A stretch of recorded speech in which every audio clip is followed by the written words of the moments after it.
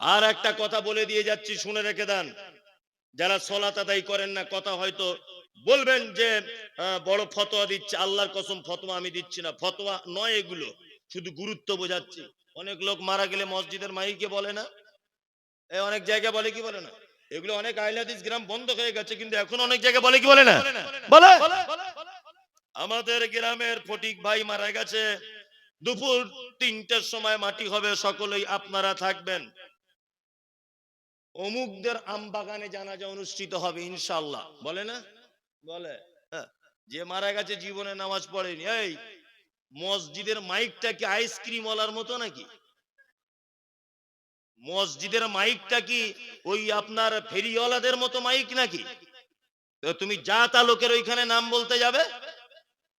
তুমি জানো, তুমি যে লোকটার জানাজার জন্য মসজিদের মাইক ব্যবহার করেছো, ওই লোকটা 50 বছর বয়সে মারা গেছে, 10 বছর বয়সে নামাজ ফরজ হয়েছে, 40 বছর যাবত মসজিদ থেকে মুয়াজ্জিন ওকে ডেকেছে হাইয়া আলাস সালাহ হাইয়া আলাল ফালাহ, 40 বছরে এক ওয়াক্ত আল্লাহর ডাকে মসজিদে সাড়া দেয়নি, মসজিদের মাইককে অপমান করেছে, মসজিদের মুয়াজ্জিনকে অপমান করেছে। ওই রকম একটা লোক মারা গেছে, তুমি মসজিদের মাইকে অ্যানাউন্স করতে গেলে তোমার মাথাতে গোবর ভরা আছে? তুমি জানো না 40 বছর মুয়াজ্জিনকে অপমান করছো, আজান দেওয়ার পরে মসজিদে যায় না। এই ঘটনা ঘটছে কি ঘটছে না? ঘটছে, ঘটছে। আপনার বিপক্ষে কথা চলে যেতে পারে, আমার কিছু করার নেই, তবে আমি যে কথা বলছি আপনি কেটে দেন তো দেখি। অত সহজ নয়। সালাত আদায় করুন, সালাত ছাড়া জান্নাতে যাওয়া যাবে না। সালাত আদায় করে না, আল্লাহ তাআলা বলছেন মা সালাকাকুম ফি সাকার ক্বালু লাম নাকু মিনাল মুসাল্লিন। একজন সাকার নামক জাহান্নামীকে জিজ্ঞাসা করা হবে, এই তুমি কেন জাহান্নামে? সে তখন বলবে ক্বালু লাম নাকু মিনাল মুসাল্লিন, ভাইরে সব ভালো কাজ ছিল, শুধুমাত্র নামাজ পড়িনি, এই কারণে আমার এই অবস্থা। তার মানে নামাজ না পড়লে থাকার জায়গা জাহান্নাম। অনেক লোক আছে বলছি মৌলভী সাহেব সব ভালো কাজ করি, শুধু টাইমের কারণে নামাজ পড়তে পারি না, এতে কি কোনো অসুবিধা হবে? কি বললাম বুঝলেন না? অনেক লোক আছে না নেই? আছে। মানে এর ব্যাপার কেমন জানেন তো, এ কথা সব জায়গাতে বলি। আমার ছেলে বলছে আব্বা মিলিটারির চাকরি করব, আমার বেটা বলছে, তাই বলছি মিলিটারির চাকরি করবি তো কর, অরিজিনাল নয়, এটা বোঝানোর জন্য বলছি। আমার ছেলের 12 বছর 13 বছর বয়স, বলছে মিলিটারি হবে তো হ। ও রান মানে দৌড়েছে, মাঠে ফার্স্ট হয়েছে। আমার ছেলে মানে লিখিত পরীক্ষা দিয়েছে ফার্স্ট, আমার ছেলে মৌখিক পরীক্ষায় ফার্স্ট। আমার ছেলে আমাকে বলছে আব্বা 2 লাখ টাকা ঘুষ লাগবে, একজনে বলছিল। বলছি কোনো ব্যাপার না, আমার জলসা করা টাকা আছে, তোকে দিয়ে দেবো। 2 লাখ টাকাও দিয়ে দিয়েছি, বোঝানোর জন্য বলছি। 2 লাখ টাকা দিয়ে দিয়েছি, সবকিছু কনফার্ম। এখন ও ফিতেলি একদিন আমার ছেলেকে মাপছে যে হাইট কতটা দেখি, হাইটে দেখে বলছি 3.5 ফুট। আচ্ছা বলুন তো, আমার ছেলের হাইট যদি 3.5 ফুট হয়, আমি যদি 1 কোটি টাকা ঘুষ দিই, কোশ্চিন কালে ও মিলিটারিতে চান্স পাবে? পাবে? পাবে না। ওই স্কুল মাস্টার হতে পারবে, মিলিটারি হতে পারবে? 3.5 ফুট চিজ চলবে মিলিটারিতে? চলবে না। মানে ওই চাকরির মূল শর্তটাই হচ্ছে এই, মাধ্যমিক চলবে, উচ্চ মাধ্যমিক হলে আরেকটু ভালো, বিয়ে হলে আরেকটু ভালো, এমএ হলে আরেকটু ভালো হয়, মিনিমাম মাধ্যমিক হলেও চাকরিতে তোমার চান্স হয়ে যাবে। ফিগার যদি ভালো থাকে, মাঠে রান করে ফার্স্ট হতে পারো, ভালো রেজাল্ট করতে পারো, লিখিত মৌখিক, তাই না? তাহলে এই চাকরির মূল শর্ত কি? হাইট ভালো হতে হবে। দান করেছি, সাদকা করেছি, আত্মীয়তার সম্পর্ক ভালো করেছি, কাউকে ওজনে কম দিইনি, কারো 10 পয়সা মেরে খাইনি, শুধুমাত্র নামাজ পড়িনি। কিছু লোক বলে না হাইটটা যেমন জান্নাতে, হাইট যেমন এই চাকরির জন্য শর্ত, এই চাকরি করতে গেলে হাইট লাগবেই, ঠিক তেমন জান্নাতে যাবার শর্ত এই আমল ছাড়া, নামাজ ছাড়া জান্নাত যাওয়া যাবে কে না। বিনীত অনুরোধ দিনী ভাই এবং বোন যারা এখানে বসে আছেন, অন্তত পক্ষে টাইম যদি খুব কম থাকে, ফরজ সালাতগুলো অন্তত আদায় করুন। কি বললাম বুঝলেন? জোহরের অন্তত 4 রাকাত আদায় করে নেন। মসজিদে গিয়ে এমন অভিনয় করে মনে হচ্ছে দুবাইয়ে যাবে, প্লেনের টিকিট কাটা আছে ওর। এমন আর কি, মানে তাড়াহুড়ো। ইমাম সাহেব একটু কেরাত বড় করে দিলে ওরে বাবা, মনে হবে ও রাষ্ট্রপতি বিভিন্ন দেশের আর কি, এরকম একটা ব্যাপার, তাই না? গিয়ে দেখবেন চায়ের দোকানে বসে বসে এর বউ কোন দিকে গেছে, ওর বেটি কোন দিকে, ওই মৌলভী সাহেব কি করে, ওই মাদ্রাসায় কি হয়, এই কাজ ওর। কথা ভুল বলছি না ঠিক বলছি? একদম ঠিক, আপনি বললেও ঠিক, না বললেও ঠিক, তাই না? আপনি বললেও ঠিক, না বললেও ঠিক। বিনীত অনুরোধ, অন্তত পক্ষে সালাত আদায় করুন, ইনশাআল্লাহ করব। কারা কারা করবেন হাত তুলুন। তবলিগি জলসা সবাই না, আজকে থেকে কারা কারা ধরবেন হাত তুলুন। আপনি পড়েন পড়েন তা হাত তুলছেন কেন? আশ্চর্য ব্যাপার, নামাজ পড়ে তাও হাত তুলছে। সে আমি একটা গল্প বলি না মাঝে সাঝে, যে আমার মাদ্রাসা একটা লোক এসেছে, এসে বলছে হুজুর একটা কথা বলবো। আমি কি বলুন? বলছে আপনি জীবনে মেয়ে ছেলে দেখেছেন? আমি দেখিনি। মানে ওরে বাবা, মেয়ে ছেলে তো দেখারই জিনিস, রাস্তাঘাটে চললে চোখে চোখ পড়ে যায় দেখি, এটা আবার না দেখার কি আছে? তখন লোকটা বলছে আমি আলহামদুলিল্লাহ জীবনে কোনো মেয়ে ছেলের মুখ দেখিনি। আমি ভাবছি তাহলে মনে হয় ফেরেশতার উপরে নাই, আমার মাদ্রাসা দিয়ে এসেছে আজকে। লোকটার সঙ্গে 10 মিনিট গল্প করছি, আমি জলসা করে গিয়ে বসে আছি চেয়ারে মাদ্রাসার বাইরে, আমার ড্রাইভার ঘুমাচ্ছে আর আমার ঘুম নেই। এটা আমার একটা সত্যি, 24 ঘন্টা 1 ঘন্টা ঘুমালি আমার জন্য এনাফ। আমি ঘুম কি জিনিস আমি বুঝি না। কলকাতা থেকে এসেছি, আবার কলকাতা যাব এখন, 1 মিনিটের জন্য আমার ড্রাইভার বলুক আমি ঘুমাই না, 1 মিনিটের জন্য গাড়িতে কোনোদিন ঘুমাই না। বাড়ি গেলে সকালবেলা ছেলে মেয়েকে নিয়ে ব্যস্ত, 1 ঘন্টা খুব টাইম যদি পাই 1 ঘন্টা ঘুমিয়ে নিই, তারপর আবার গোসল করে যেখানে প্রোগ্রাম সেখানে চলে যাই। যাই হোক, তা বসে বসে লোকটার সঙ্গে গল্প করছি, আজানের টাইম হয়ে গেছে জোহরের। আমি যে চলুন ভাই অজু করে নি, নামাজ পড়ে নি দুই ভাই, তবে যে চলুন। অজুখানাতে গিয়ে দেখছি লোকটা চশমাটা যখন খুলছে লোকটা অন্ধ। আমি ওরে ভাই তোমার তো মেয়ে ছেলে দেখার মেশিনই নাই, মেশিন থাকবে তবে তো দেখবে, তো তো মেশিন নাই। হ্যাঁ, মেয়ে ছেলে যে দেখার কি তৃপ্তি, সে মেশিন তো তোমার নাই। তা তুমি যদি ওটা বলো ওটা বাহাদুরি কিছু? একটা চোখওয়ালা লোক যদি বলে জীবনে কোনোদিন মেয়ে ছেলে দেখিনি, তাহলে এটা কিন্তু মারাত্মক আশ্চর্যের বিষয়, তাই না? আর ও যদি বলে তাহলে এটা আশ্চর্য হলো। ও হাত তুলছে এরকম করে, ও তো নামাজ পড়ে, ও কেন হাত তুলবে? যে পড়ে না আপনি হাত তুলুন, যে আজকে থেকে মৌলভী সাহেব ধরবো। এই জলসা কারা দিয়েছে, কারা? তবলিগি জলসা। এই কমিটির লোকগুলো কই? যারা কমিটি এই জলসা দিয়েছে, তবলিগি জলসা মানে কি? মানুষকে কিছু জানাবে, মানুষকে কিছু নতুন ধরাবে, কিছু ছাড়াবে, তাই না? চলুন, যারা জলসা দিয়েছে সবাই এখানে চলে এসো, আস্তে আস্তে করে দেখি চেক করে ওরা কতটা নামাজ কালাম পড়ছে। এটা চেক করার দরকার আছে না নেই? সভাপতি সাহেব ঠিক বলছি তো? যারা তবলিগি জলসা দিয়েছে তারা তো অন্তত নামাজি হবে। আপনাদের কারো নামাজ ধরার কথা বলবো না, ওরা কজন হোক। কি বললাম বুঝলেন তো? একদম কথা বলে দিচ্ছি। কি হলো?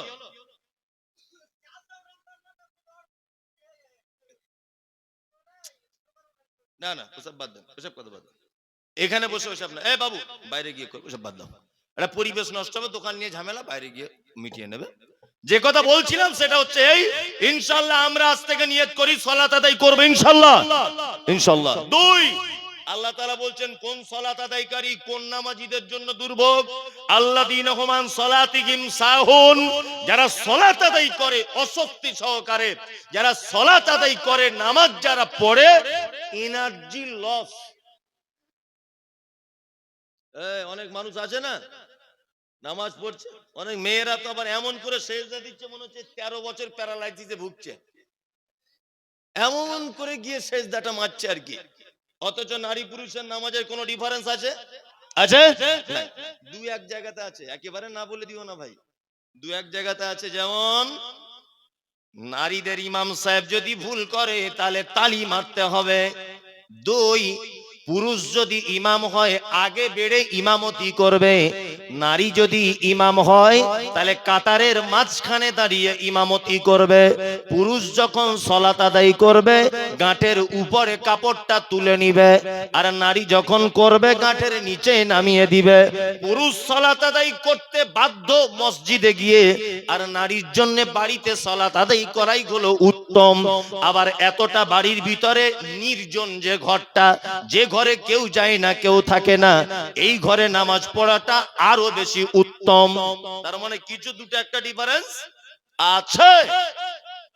মেয়েদের বাড়িতেই সালাত আদায় করা উত্তম। তবে জুম্মার দিনে পজিশন ভালো থাকলে, পর্দার যদি কোন রকমের খিয়ানত না হয়, মহিলা মসজিদে যেতে পারে জুম্মার দিনে বা এমনি দিনে, কোনো সমস্যা নেই। যেতে পাবে না এমন কথা নয়, অনুমোদন আছে। আর দুই ঈদে যেতে বাধ্য, ওদেরকে পাঠাতেই হবে ঈদগাহে। যাই হোক, যে কথা বলছিলাম, সালাত আদায় করুন।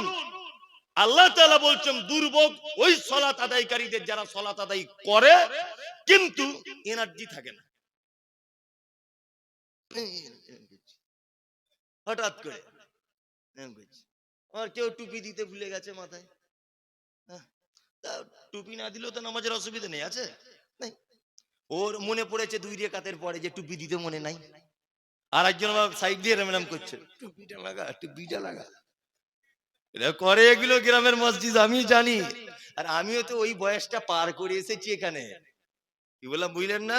আমি যে ফেরেশতা তা নয়, বক্তা বলেও যে খুব ভালো তাও নয়, আমি ওই বয়সটা বদমাইশি করে এসেছি। এইরকম টুপিটা লাগা, ও টুপিটা বার করেছে, বার করেছিস ফটাম করে লাগিয়ে একরকম হয়, ও আবার বার করে জুত করে ফুঁক দিয়ে মাথাতে লাগিয়ে নিচ্ছে। লিচ্ছে কি লিচ্ছে না, ওর নামাজ বাতিল, ও সালাত কি বাতিল। কারণ সালাতে যে কোনো কাজ চলে না। সালাতে কোনো কাজ চলবে? এগুলো হয়তো আপনারা হাসছেন, কিন্তু কথাটা বাস্তব বলছি না, বাস্তব বাস্তব। টুপিটা বার করেছে, কল্লি কল্লি ছটাম করে লাগিয়ে নিয়ে এটা একটা পারা যায়, আবার ফুঁক মারছে, নিয়ে মাথাতে লাগিয়ে নিচ্ছে। সালাত কাজ চলবে না। আল্লাযীনা হুম ইউরাউন, যারা সালাত আদায় করে লোক দেখানোর জন্য করে। এই যে সারা সপ্তাহ খোঁজ নাই, জুম্মার দিনে গিয়ে বসে আছে সবার আগে, হক সেন মেরে বসে আছে। ও ভাবছে মনে হয় ফেরেশতারা আজ কি আসবে, সব মাপটাপ করে দিয়ে চলে যাবে, এটা ও ভেবেছে আর কি। এই যারা শুধুমাত্র জুম্মার দিনে যায় তারা এটা ভেবেই যায় কি মান সম্মানের ব্যাপার, মার্কেটের উপরে দোকান, আমি যদি না যাই ও গেছে খারাপ বলবে, এরকম ব্যাপার আছে না। আল্লাহ বলছে ইউরাউন, লোক দেখানোর জন্য সালাত আদায় করে। ওয়ায়ামনাউন আল মাউন, যারা তার প্রতিবেশীকে সামান্য উপকার করা থেকে নিজেকে সরিয়ে রাখে। প্রতিবেশীর ব্যাপারটা খুব জটিল ও কঠিন।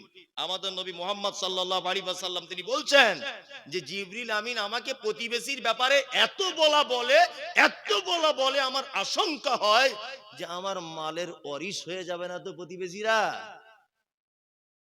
তাহলে আপনাদেরকে বলে দিলাম, বাম হাতের দিকে যাবার লাইন, এতিম সৎ ব্যবহার করবেন, মিসকিন সৎ ব্যবহার করবেন। 3 সালাত আদায় করবেন, তবে ওদের মতো করে নয়, অসহ্য অলসতার সাথে নয়, আর লোক দেখানোর জন্য নয়। প্রতিবেশীর সঙ্গে অসৎ ব্যবহার করবেন না।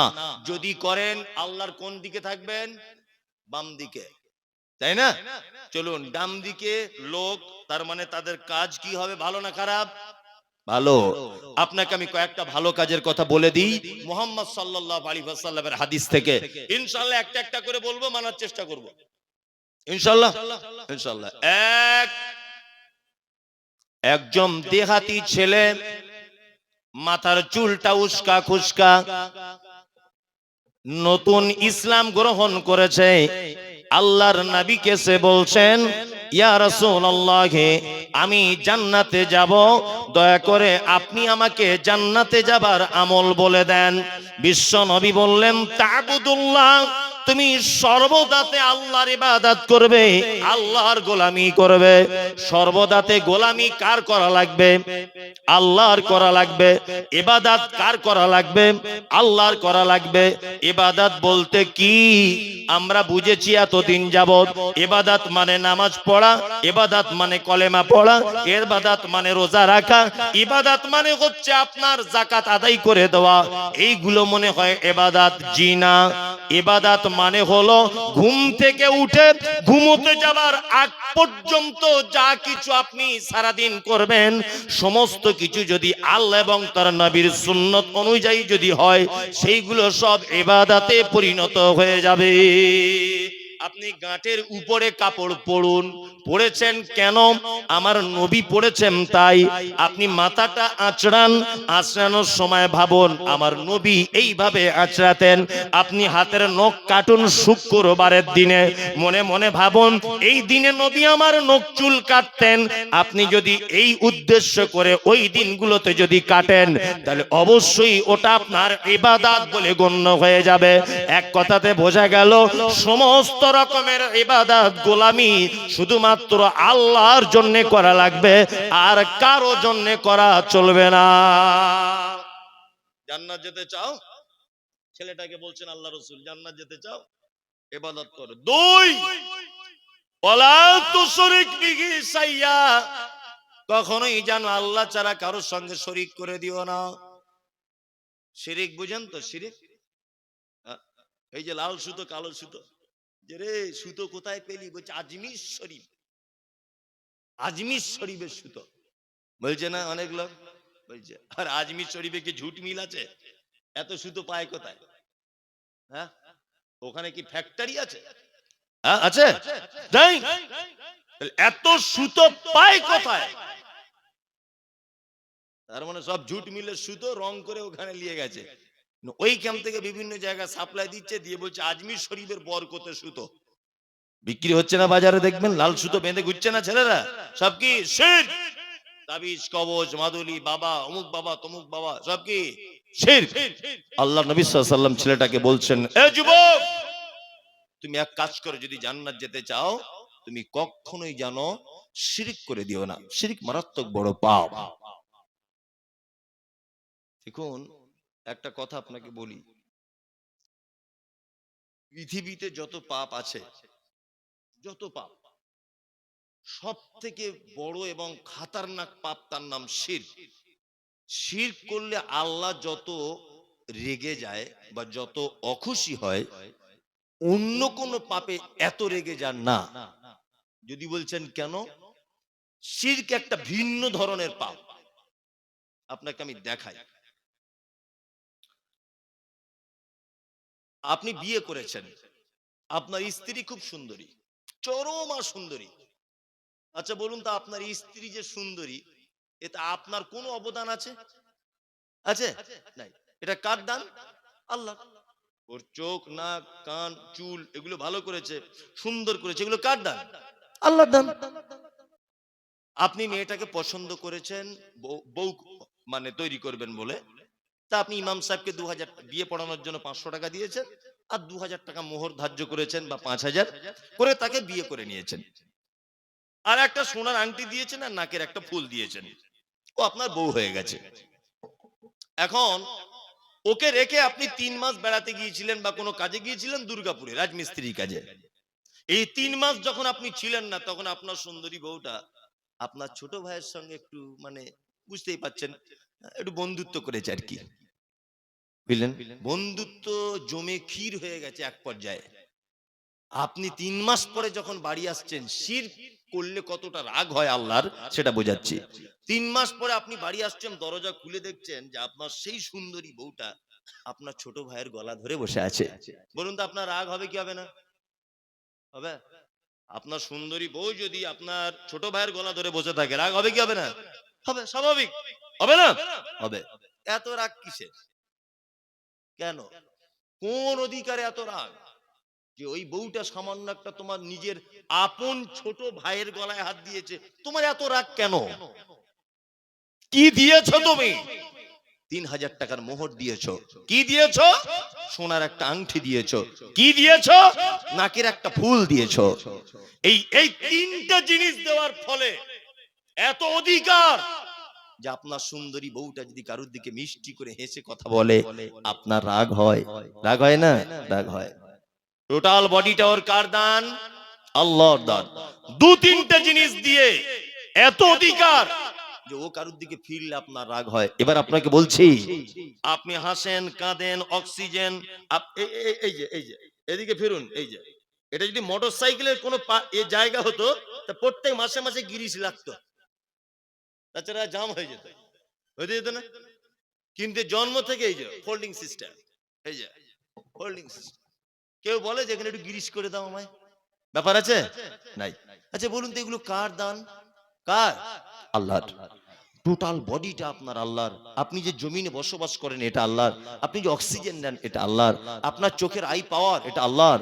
এই যে ফোল্ডিং এটা আল্লাহ। টোটালটাই আল্লাহর। সমস্ত কিছু দিয়ে যিনি বানালেন তিনি আমার রব। আল্লাহকে ছাড়া যদি অন্য কারো কাছে যদি আপনি যান, বলুন তো আল্লাহ রাগ করবে কি করবে না? করবে, করবেই। সামান্য সোনার আংটি আর 5,000 টাকা মোহর দিয়ে ও যদি অন্য কারোর সঙ্গে হেসে কথা বললে তোমায় যদি এত জ্বালা ধরে, হ্যাঁ? আর যে আল্লাহ তোমার টোটাল বডিটা দান করে দিয়েছেন, তাকে বাদ দিয়ে যদি অন্য জায়গাতে তুমি যাও, তার স্থান যদি অন্য কাউকে দিয়ে দাও, স্রষ্টার রাগ হবে কি হবে না? হবে। শিরক বড় পাপ। এই পাপ থেকে আল্লাহ আমাদেরকে বাঁচাক, বলুন আমিন।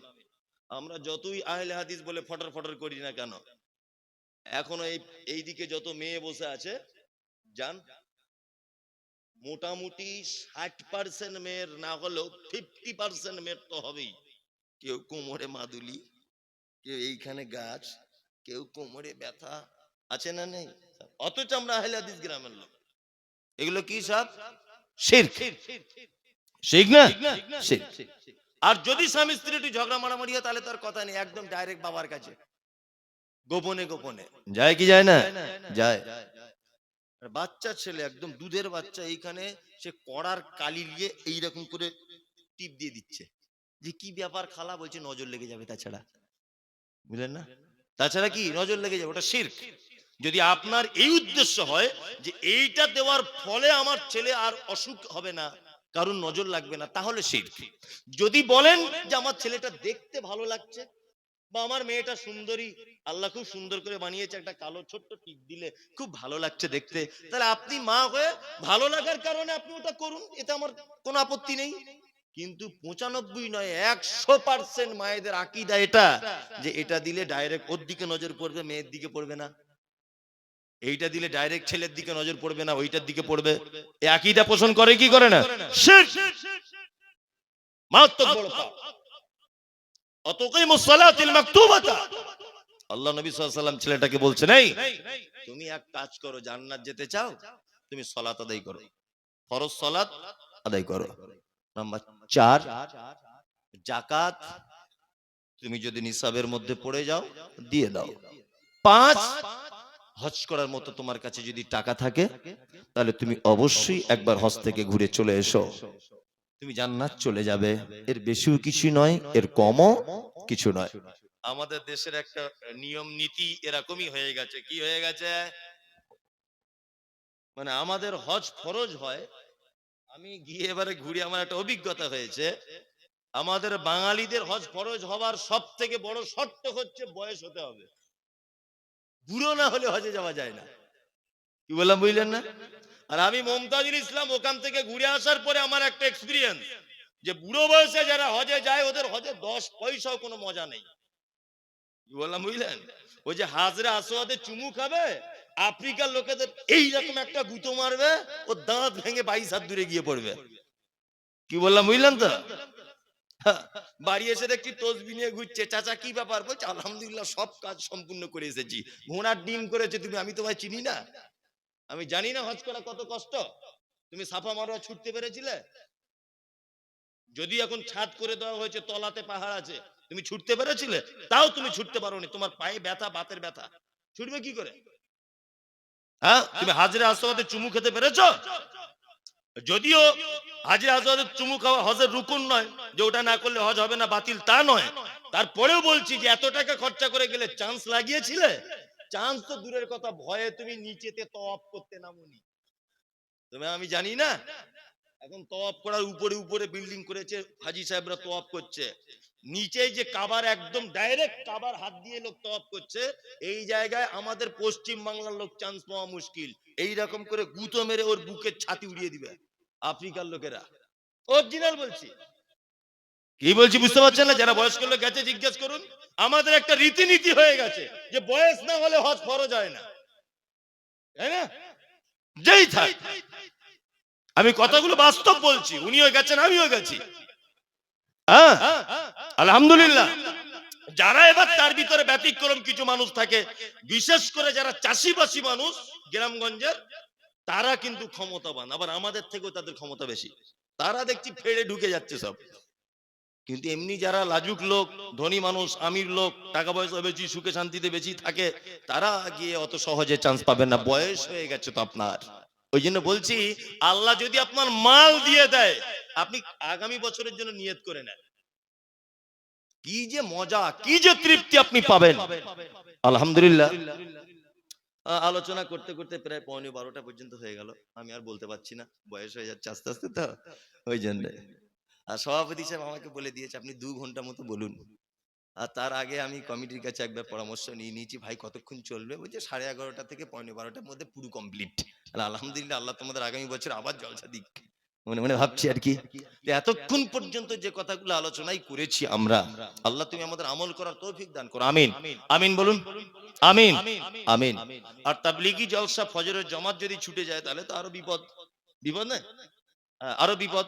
ওই জন্য আপনাদেরকে বলছি, এই চলে যাচ্ছেন কেন? সভাপতি সাহেব মজলিস ভাঙার দোয়া বলবে, তারপর যাবেন, আপনি উঠছেন কেন? এতক্ষণ বসে যে নেকিটা হয়েছে, নেকি বাতিল হয়ে যাবে যদি আপনি মজলিস ভাঙার দোয়াটা না বলেন। আচ্ছা ঠিক আছে, ইনশাআল্লাহ সংশোধন হয়ে যাবে। আচ্ছা, যে কথা বলছিলাম, যে আপনারা মজলিস ভাঙার দোয়া বলে উঠুন। কি বললাম বুঝলেন? এমনি তাছাড়া উঠিয়েন না। আপনি সভাপতি সাহেব, আপনি কিছু বলুন, আপনি দোয়া বলুন। হ্যাঁ, মজলিস ভাঙার দোয়া বলে দেন।